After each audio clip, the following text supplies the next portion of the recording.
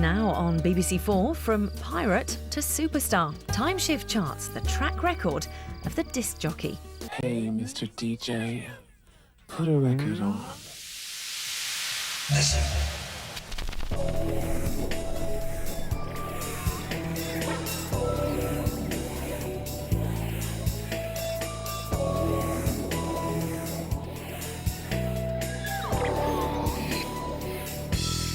Greetings, pop pickers, and welcome. The disc jockey is an often misunderstood talent. I feel good. At their best, they're a musical innovator because they have the whole of recorded music at their disposal. The DJ is the vehicle the music needs to get to the next stage, which is the audience. Getting ready to crank the session into the TOP tonight. He could be compared to a librarian who picks out, who knows where all the great books are and will recommend something that will change your life. Finding a tune and you can't wait to get to and get on air and play it. It's just this thing about like picking the phone up and saying, I've got this great tune, I've got this great, I want to see if you love it. Time Shift tonight charts the track record of the disc jockey from the days when DJ meant dinner jacket. He says you'd like some jolly music to help you start the day.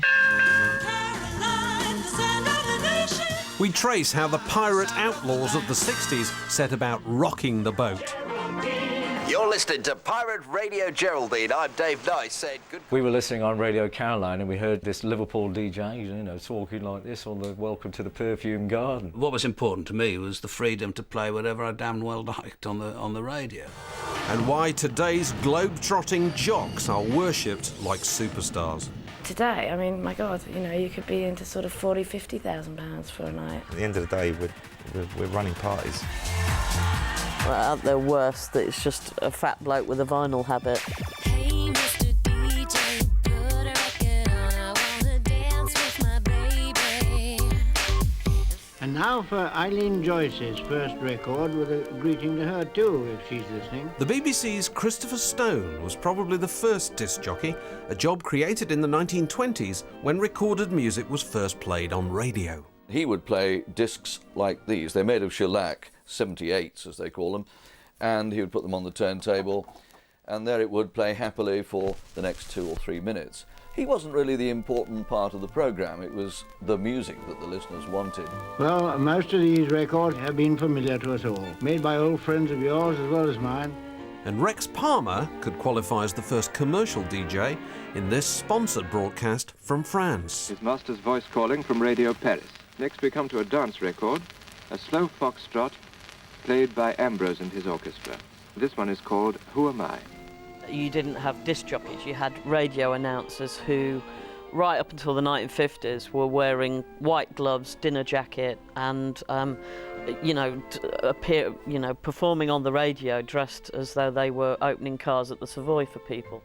If you wore a dinner jacket and a suit, you did a much better job, arguably. The formality wasn't restricted to dress. Until the 50s, the BBC insisted all announcements were scripted.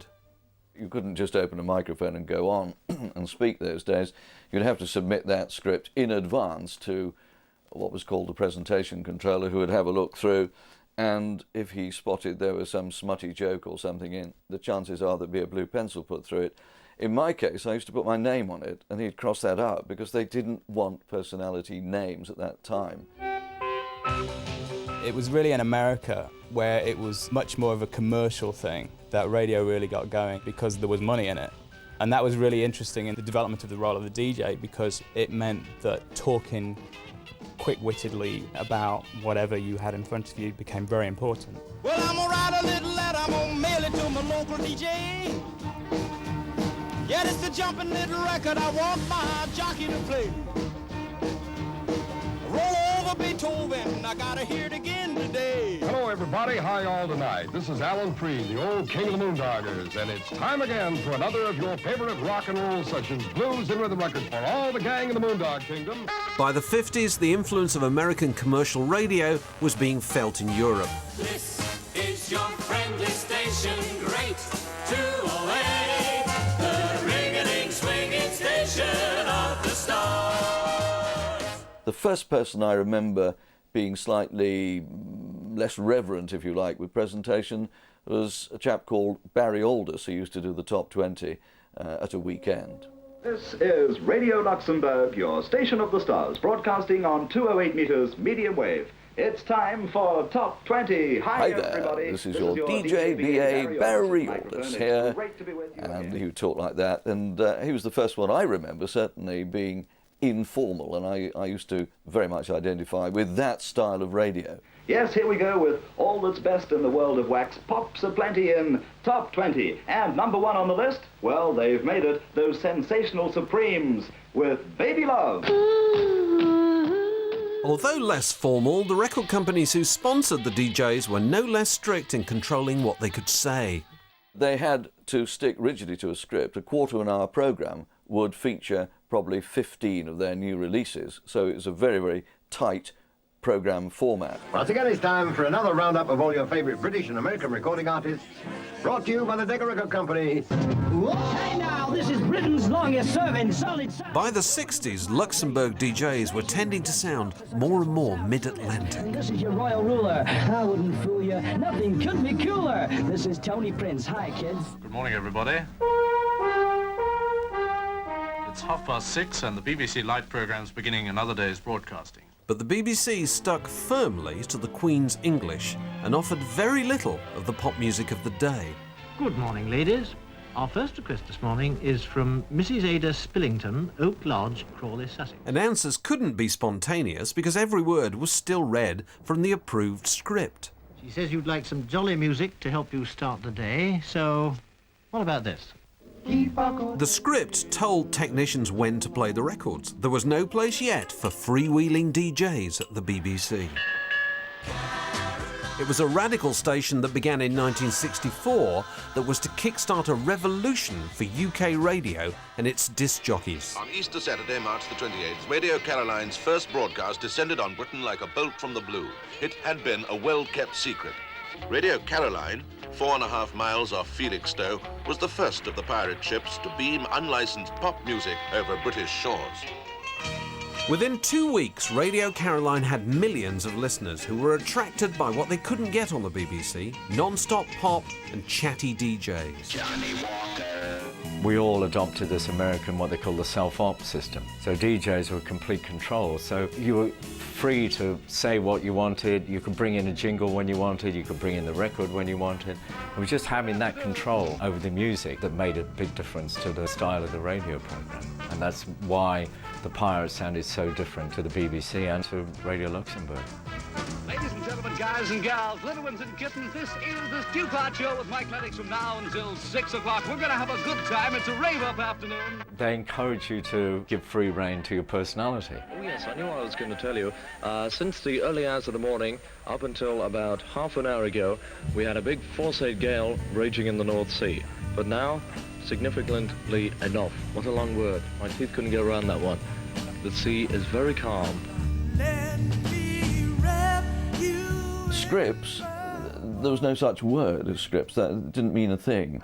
The Cradle of Love, recorded by Johnny Preston, us yonks ago. 1960, Mrs. Woman. That's 7 years ago this very day, right? Big L! You weren't supposed to joke about the commercials. You weren't supposed to joke about the news either.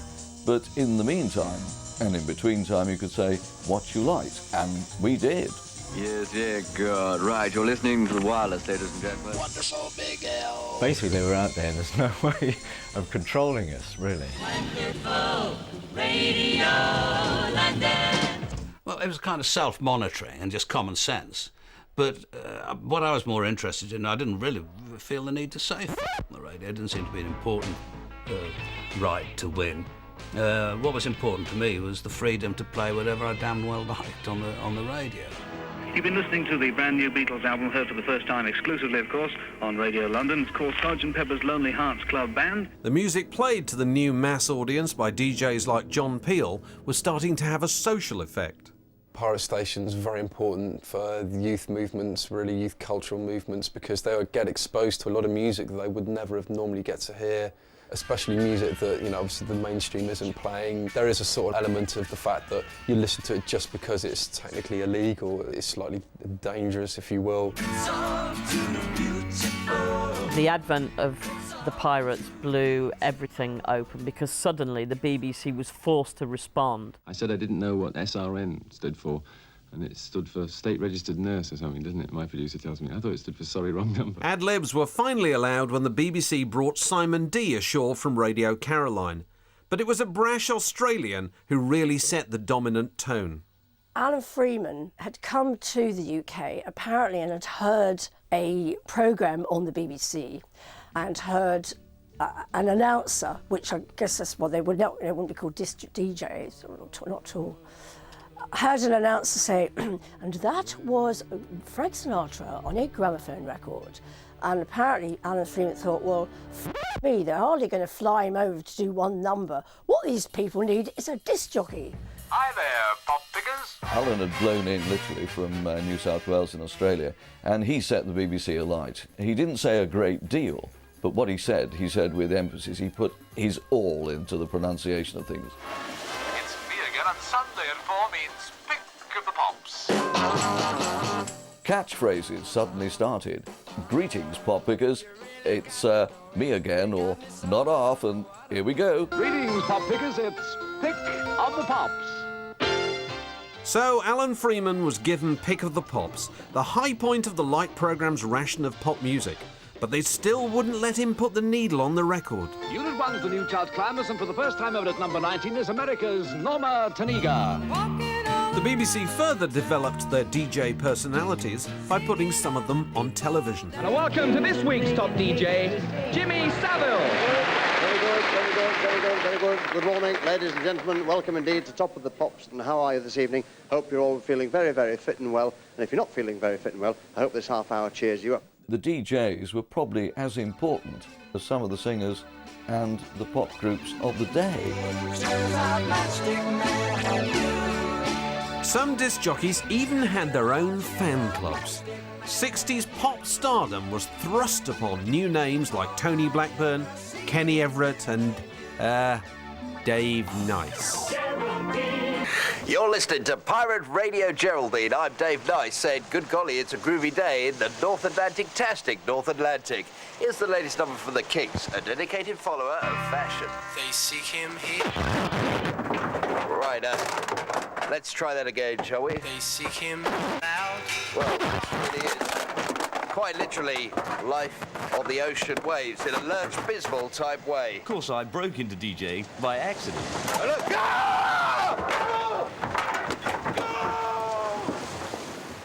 And DJ overboard there. Let's continue with the Kinks and a dedicated follower of fashion. They seek him here. Great days. Pirate radio really was phenomenally popular then. You're tuning in. And thanks for tuning in. This is Radio DAP. This is Radio. The BBC was actually up against nearly 30 offshore stations, some broadcasting from disused army installations. This is Radio City on 197 meters medium wave. But these anti-establishment rebels were coming under increasing fire from the government. They're stealing the copyright and paying no money for it. They're playing records that musicians have recorded and giving them no money for it. They're endangering the ship-to-shore radio, and there's a real risk that distress at sea might not be reported because of the inadequate fumbling handling of equipment. The pirates are a menace. Shaking all over. So far, none of these criticisms had been enough to silence the offshore DJs, who enjoyed public support. But in 1966, when pirate rivalry led to murder, their freedom to operate ended. Caroline Newsbeat, fast and factual. 37-year-old Reg Calvert, owner of the offshore radio station Radio City, was shot dead in a country mansion near Saffron Walden, Essex, early this morning. It was all the government needed to pass a bill hampering the pirates. This made it impossible to run a station from the UK, so all the DJs were made redundant, except at Radio Caroline, whose owner Ronan O'Reilly decided to carry on. Johnnie Walker was one of the DJs who kept his job. I thought, well, if Caroline's going to stay on the air, I want to be a part of it. So I talked a bit about the implications of that. It would mean that I couldn't come back to England, that I'd have to spend my leave time in Amsterdam, So it seemed that I would have to be in exile in Holland for quite a long time.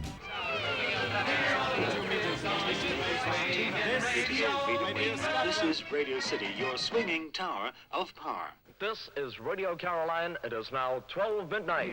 We want to say welcome to the new phase of broadcasting from Caroline. I want you to remember something. That is a station that belongs to you and is right. Cannot ever be taken away from you. If I ever hear a recording of that 12 o'clock announcement now, it brings it all back. It brings a lump to the throat. We intend to stay on the air because we belong to you and we love you. Caroline continues. I remember we kept going till about 3 a.m. and then went to bed, and then I fully expected when we woke up in the morning to see the Royal Navy out there. Guns trained on the ship. We honestly didn't know what they were going to do. But the air was full of love, not missiles. Johnnie Walker and the Caroline DJs were left trying to continue with the station supplied from Holland. Meanwhile, British listeners had lost much of the pop music they'd been used to. The BBC felt that it had to respond, and Radio 1 was the result of that. And it's no coincidence that lots of the people who were involved in pirate radio were also the kind of founding DJs of Radio 1. I went to a Decca record reception very close to the Palladium once, and just appearing from behind a pillar was one of the BBC executives called Teddy Warwick, who sort of went, "Hey, Tony, come here a minute." He said, "If you ever wanted to come off the pirate radio ships, I think there'd be a job waiting for you here at Broadcasting House." In 1967, the BBC decided to replace its light programme with radios 1 and 2, hoping to serve both young and old. Well, there we end broadcasting in the light programme, not just for today, but as it seems forever. At 7 o'clock on 247 metres, Tony Blackburn will open and swing into our new Radio 1 network. Get tuned to Radio 1 or 2, 5, 4, 3. Radio 2, Radio 1, go. The voice of Radio 1. I think a great many people were very surprised that we were able to do what we could. And nobody knew, actually, apart from myself, what it was going to sound like until we actually started. Just for fun. Music. Too much. And good morning, everyone. Welcome to the exciting new sound of Radio 1. You're a winner with Wonderful Radio 1. Copycat jingles and names like Tony Blackburn were an attempt by BBC producers to woo the pirate audience. But listeners were sceptical. There was great resentment. I think everyone thought, well, we don't want legal BBC radio. It'll be awful. I'm not going to listen to BBC because they Why don't not? plug any good records. We're never going to have to listen to BBC. It's bound to be dead. I don't think it'll be any good. Well, they've got some of the pirate DJs going, I understand. Yeah? Yeah. Oh, maybe they will then. Give them a try anyway. Welcome once again to the fun-filled, frivolous, frolicking world of fun. Well, that's what it says here at any rate. But now, with national exposure, disc jockeys on Radio 1 became in-demand stars. The publicity machine went into overdrive and turned that first crop of Radio 1 DJs into these huge household names. So they were much bigger than the sort of stars of the records they were playing. They made stars out of the DJs. Now this is quite extraordinary because this has never happened in any other country. Will you forgive me for being late? Oh, a glass of water for the Emperor!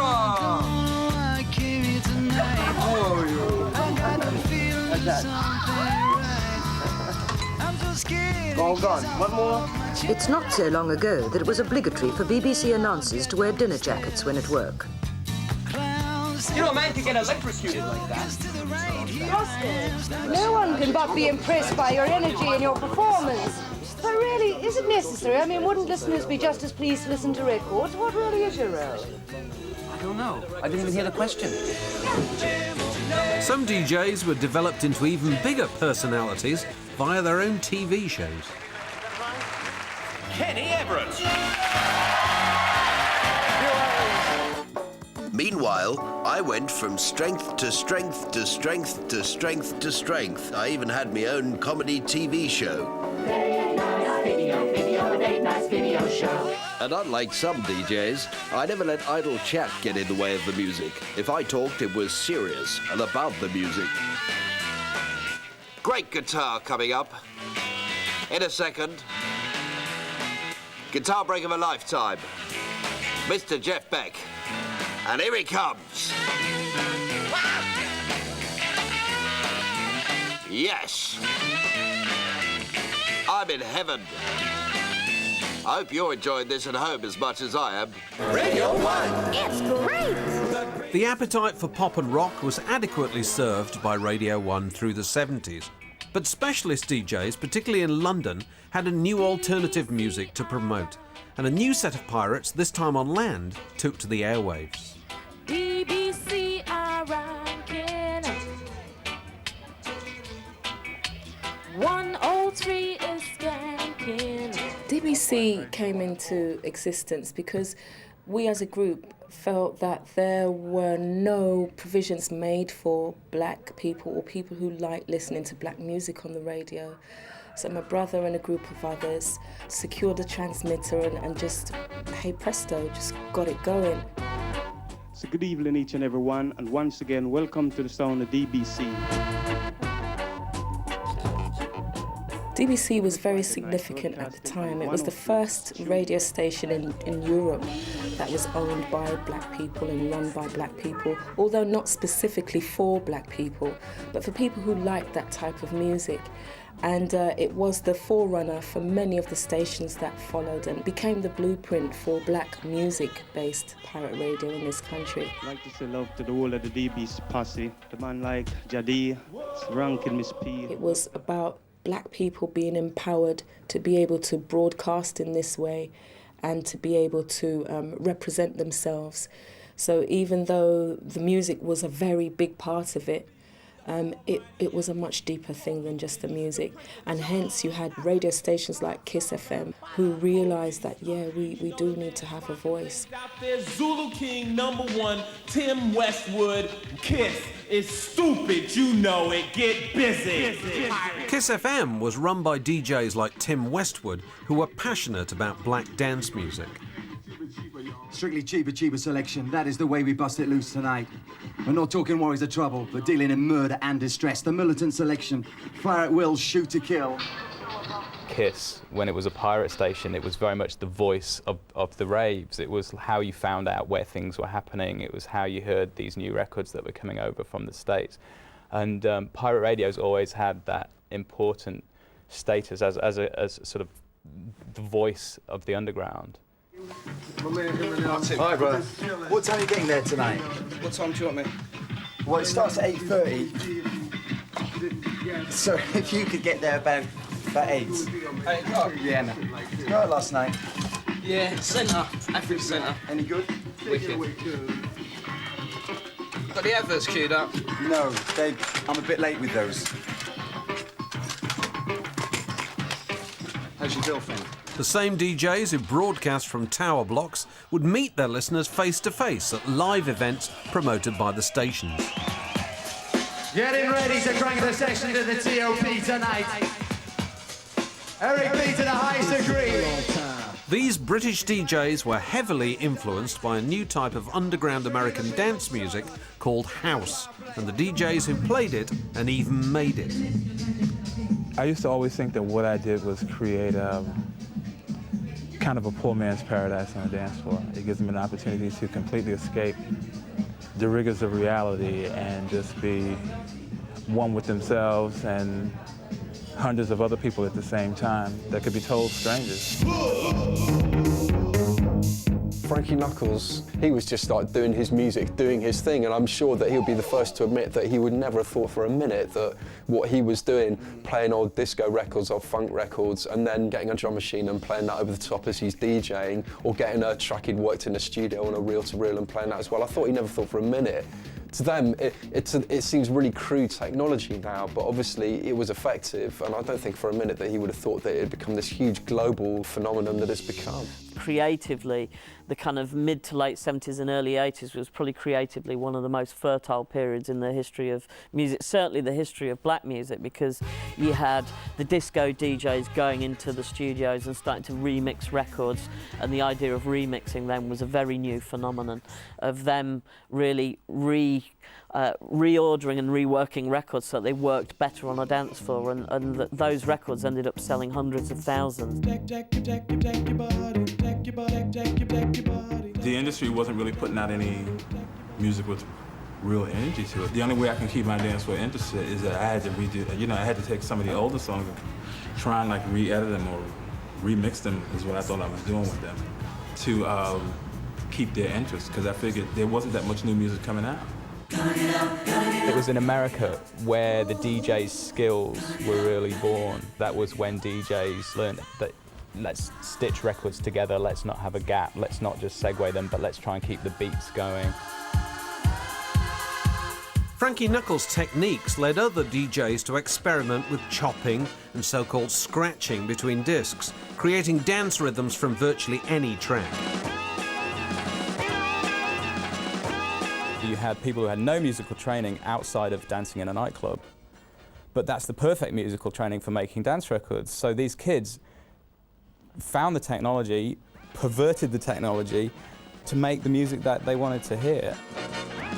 DJs took samples of anything from a Tom Jones hit like this to something by Kraftwerk to produce a new sound.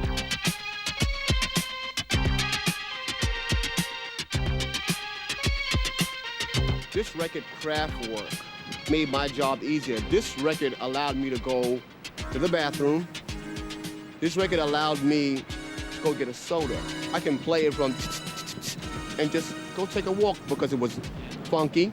It didn't make sense to cut this record, to be DJing it. It DJ'd itself.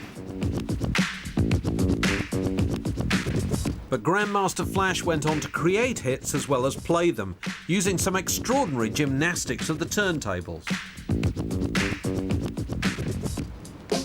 I would say I took an arrangement that was on wax and rearranged it. I took the particular pieces and parts and passages that I felt would keep the crowd in a frenzy.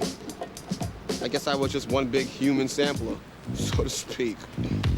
Once I was able to do that, I was able to start learning what I later called the acrobatics of doing the things I did on the turntable, which meant drop the record at the break part, push it out to the people, bend over, put it at the same section, and just keep constantly repeating it, you know, wham, wham, wham, wham, wham. They are creating original music, which DJs had never done before. DJs were the people who went, this is. You know, they were the kind of loudmouth characters who'd clown about in between the records. In Britain in the 1980s, DJs took their musical cue from the American house DJs, and the illegal rave was born.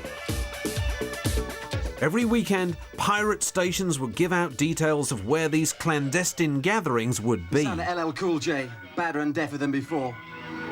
Kiss FM with me, Tim Westwood. Pirates like Kiss. They were all, you know, very helpful. It's all kind of spreading the word of saying what the party was, you know, it was going to happen, who was playing. I guess the excitement of raves was about, A, they were forbidden, sometimes they were illegal, and often the only way you could find out about them was through pirate stations who would tell you to go to a service station on the M25, or, you know, bands like Orbital, for example, got their name from, you know, the Orbital ring road around London.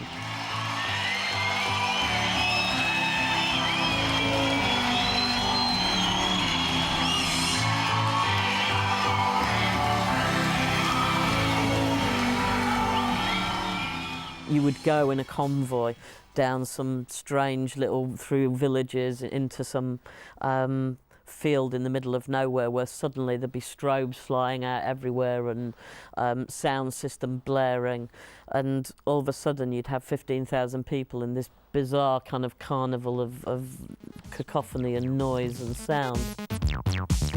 DJs set their equipment up anywhere they could. Disused airfields were a favourite.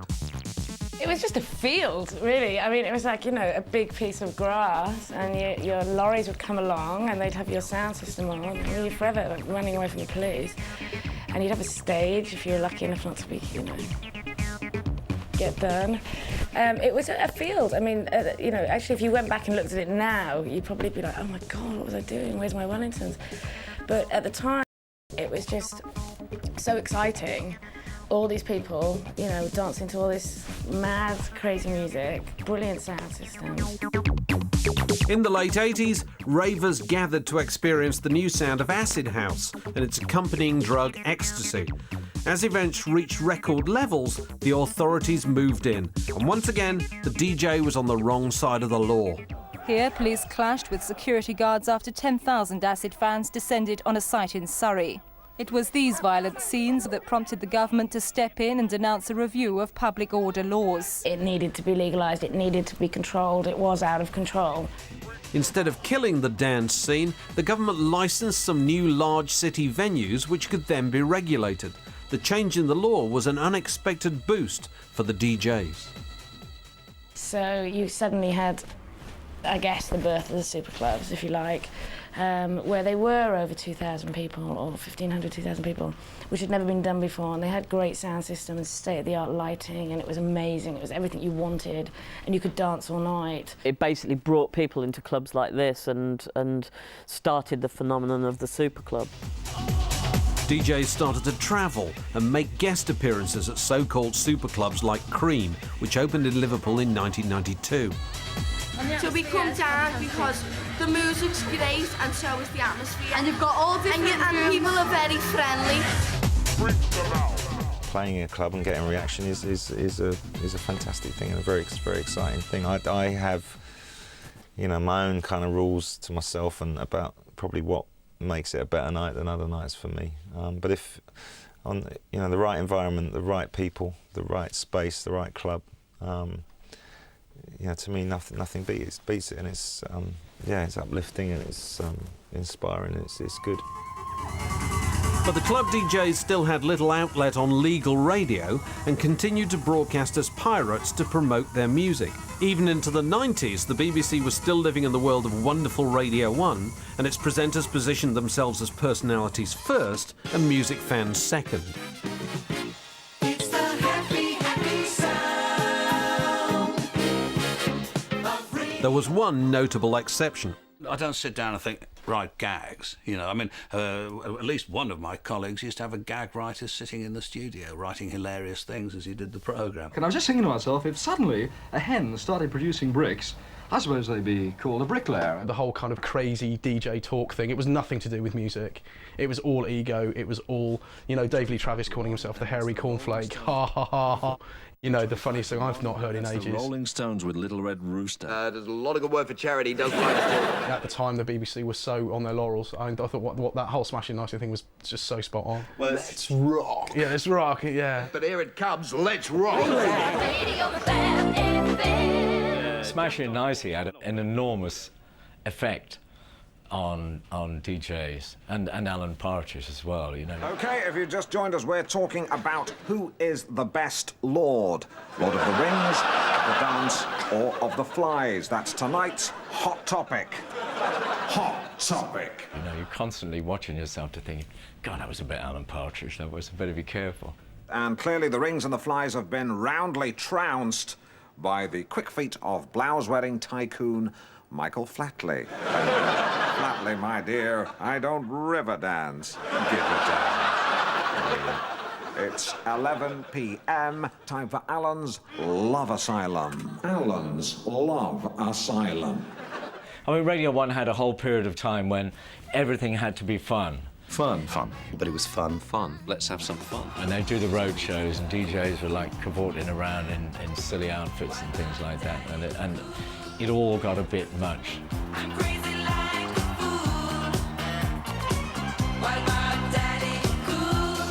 Just time before I sign off, to give you details of that fantabulous competition again. Who was the lead singer of Genesis? A great bunch of guys, personal friends of mine, before Phil Collins. And answers on a postcard, please, to Peter Gabriel competition.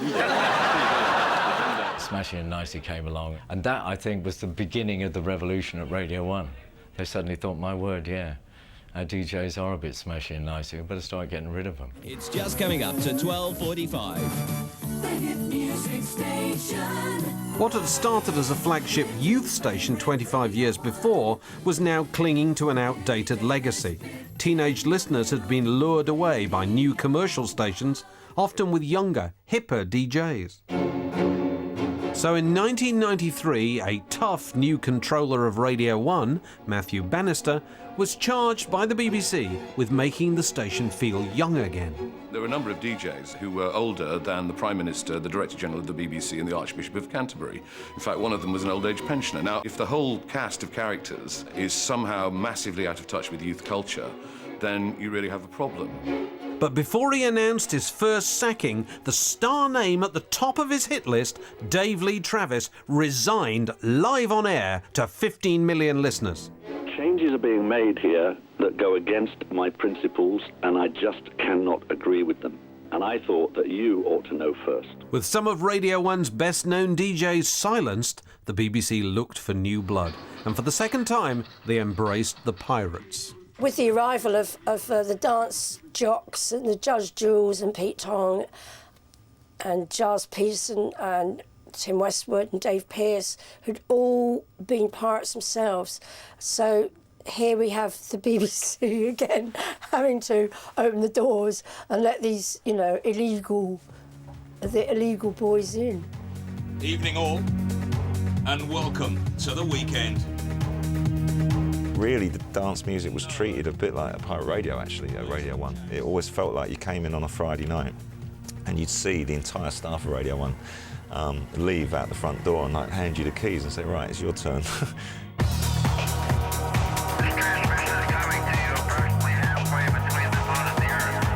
DJs like Pete Tong brought dance music to national radio for the first time and used their shows to promote the whole dance scene. Pressure at the Arches in Glasgow tonight. Once again, individual DJs were becoming crowd pullers and starting to command high fees. You could be up to like £4,000, £5,000, £6,000 easily. And today, I mean, my God, you know, you could be into sort of £40,000, £50,000 for a night. If you pay a DJ that much money, what it reflects is not necessarily his skills, but his ability to get bums on seats. The bug that kind of was started in the UK, even though we were inspired by America originally, has now been caught massively by the rest of the world. So there's literally nowhere you can't go with a box of records and find a group of like-minded people. And I seriously mean that. You can go to Chile, you can go to Iceland, you can go to Russia, you can go to China. Today's top DJs, such as Norman Cook, better known as Fatboy Slim, are globe-trotters with multimedia shows and earn as much as pop stars. And fans idolise these showmen every bit as much. I'm on stage in 9 minutes. Norman Cook, I envy you for managing to blag your way out there under the auspices of a very serious promotional tour. Fatboy Slim. Fatboy Slim. We're doing Tokyo, Fukuoka, Sapporo, Osaka, Bangkok, Kuala Lumpur, and some football in between. Thanks for joining us. Get on stage.